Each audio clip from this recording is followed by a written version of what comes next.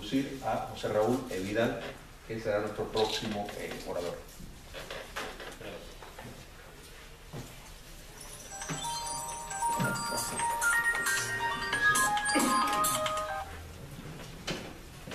Gracias a Chile, a los amigos y hermanos panelistas y a todos ustedes aquí presentes.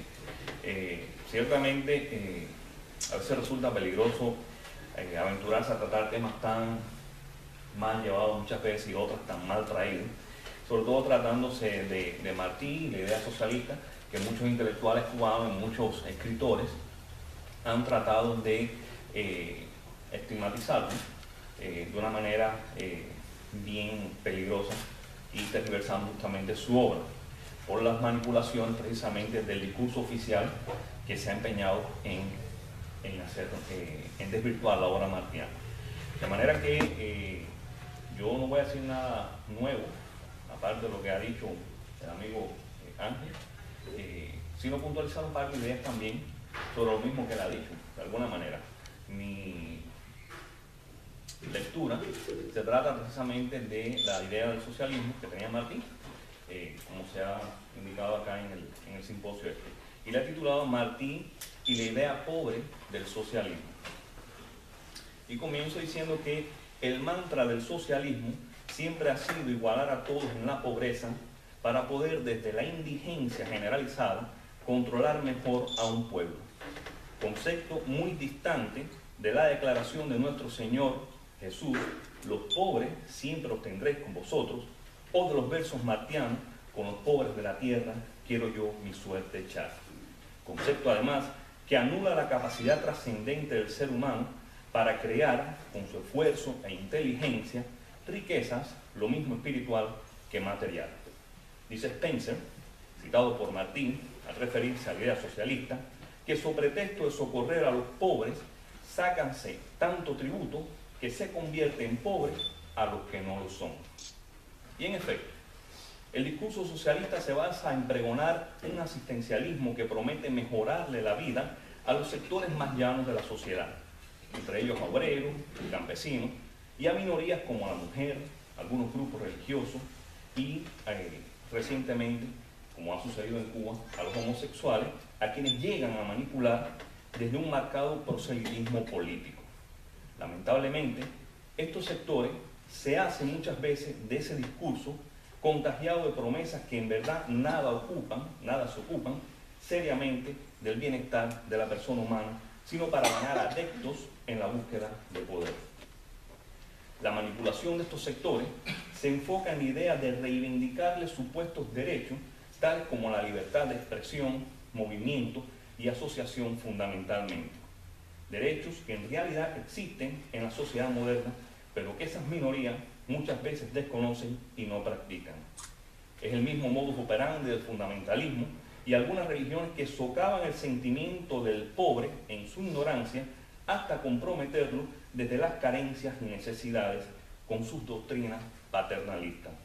Así surge un ejército de vagos y resentidos que les exige al Estado pan y circo, desconociendo que estos dos elementos son herramientas fundamentales del control político-social que prolifera en cualquier régimen pseudo-democrático.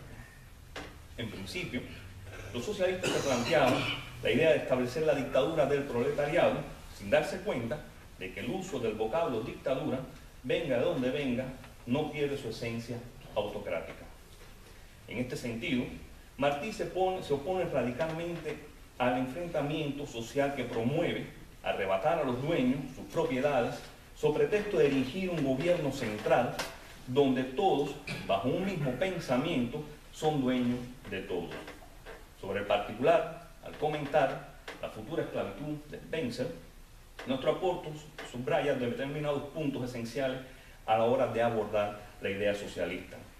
De conjunto, su lectura plantea que el gobierno salvador, este gobierno socialista, garantiza el acceso ilimitado a las riquezas que no ha prometido y que no ha producido, Promete casas y un bienestar que no construye, apoyado, como dice Martí, por la gentualla que las pide, como si el loabilísimo y sensato deseo de dar a los pobres casa limpia que sanea el alma y el cuerpo y la mente no hubiese nacido de los rangos mismos de la gente culta, sin la idea indigna, por cierto, de cotejar voluntades populares.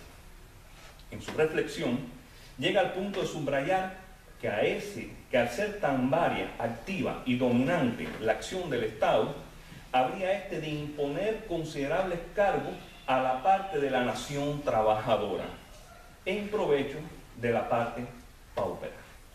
Teme el apóstol que esa gentualla y parte paupera, manipulada en su miseria, llegue al punto de desconocer la disposición natural del ser humano a la bondad y a la cultura. No a la bondad que promueve dádivas, ni a la cultura del odio, sino a la bondad dignificada en el trato respetuoso de la persona humana y la cultura de un verdadero crecimiento espiritual y social. Refuta, por lo tanto, la instauración y o proliferación de la pobreza. No cree en ella, sino en la capacidad del hombre para crearla y crearse a sí mismo en medio de la sociedad. Enfatiza además que los pauperos no pueden vivir sin trabajar, pues por mucho que el Estado socialista les regale, no bastaría para acallar sus necesidades y apetitos siempre crecientes y demandantes. Me parece una radiografía de la sociedad actual, en algunos sectores aquí en Estados Unidos y en nuestra patria. No desconoce ciertamente Martí las desigualdades sociales, pero estima que los asociados a esas necesidades y apetitos devendrían en fin y al cabo en los opresores de los verdaderos hacedores de riqueza, a quienes se les impondría una doble carga, los gravámenes del Estado y la manutención de la gentualla y la parte paupera. Al punto, y retomo de nuevo a Spencer, de convertirse en pobres los que no lo son. Acentúa asimismo que los socialistas se apropian del drama del pobre como un tema exclusivo y novedoso, cuando en realidad es una preocupación nacida del sector culto de la sociedad sin la idea indigna de cotejar voluntades populares y promover la violencia de unos contra otros. Observemos que en la época neoyorquina martiana, las grandes oleadas de inmigrantes europeos se asentaron en tugurios y guetos, alterando la tranquilidad y distribución urbana de muchas ciudades con sus formas y proyección de vida. Esa marginalidad propició que vicios como la prostitución, el crimen, alcanzaran índices sin precedentes en la época. Observen, no es que no existieran, sino que los índices se dispararon. Al temor de Spencer, por ejemplo, de que el Estado legislara la construcción de casas para pobres en los tugurios y ciudadelas, Martí responde que eso equivaldría a legislar las formas del mal. Su propuesta es curar el mal en su base. Sí, proveerle acceso a casas limpias, artísticas, luminosas y aireadas, aunque no dice ciertamente el modo, pero parece ser que es más bien lo que se refiere a una cuestión práctico-moral que implica crear fuentes de trabajo e instrucción para alejar a la gentualla de los tugurios, del vicio y las tabernas, de la vagancia y de la ilegalidad, proveyéndole opciones que viabilicen su inserción activa y eficaz en la sociedad sin la idea indigna de cotejar voluntades populares. Como dicta el refranero popular, no le des un pescado al hombre, enséñalo a pescar. A ello súmese el tema de controlar la tierra y la formación de ejércitos industriales y agrícolas conducidos por el mismo Estado.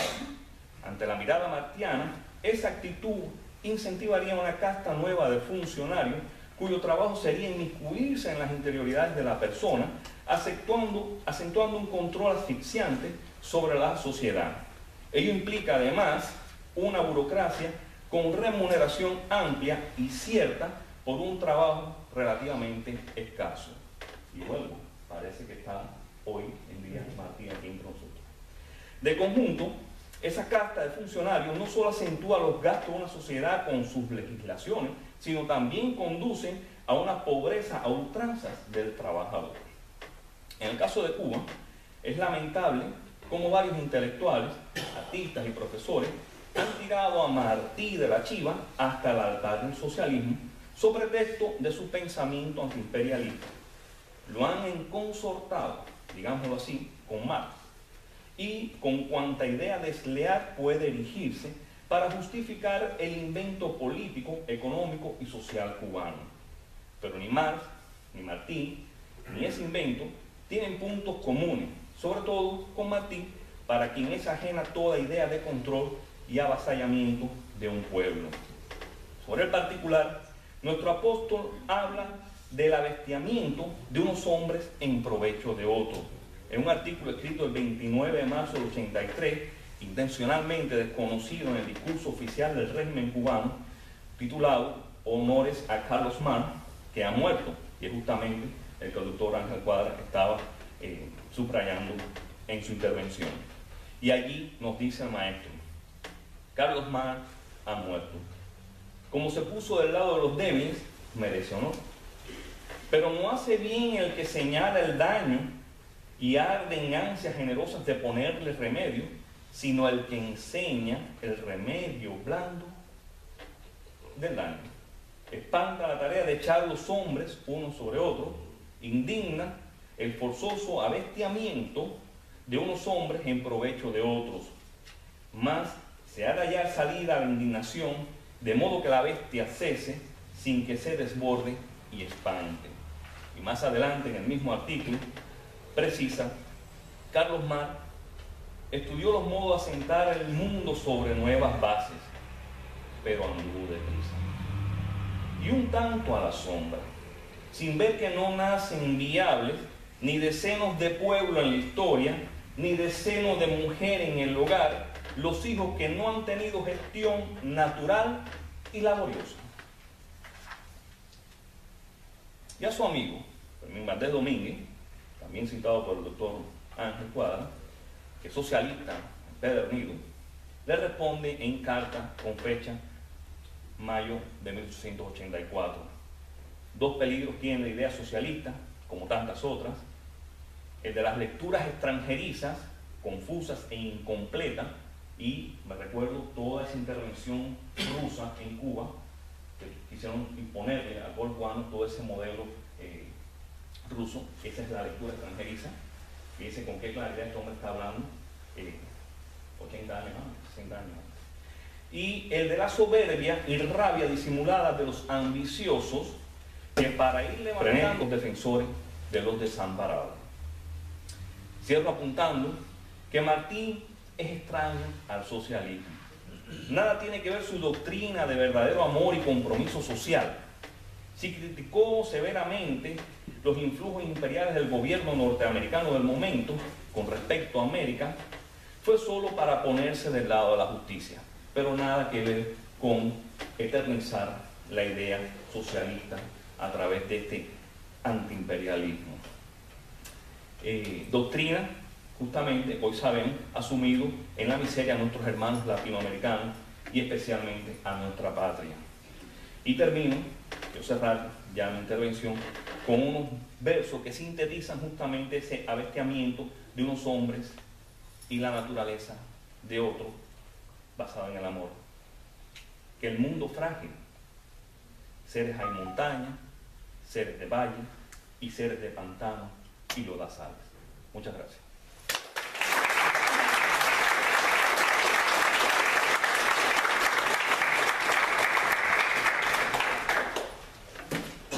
Muchas gracias, José Raúl.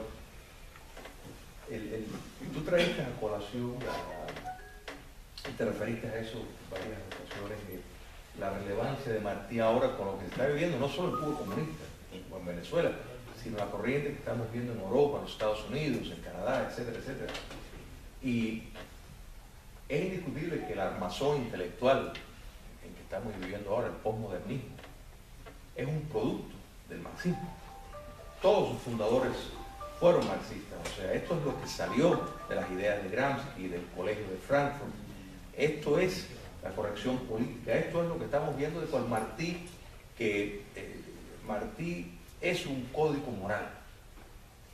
Y todos estos conceptos de utilizar determinados corrientes como el amor libre, como el multiculturalismo, una serie de frentes que no tienen nada que ver excepto el llegar al poder político.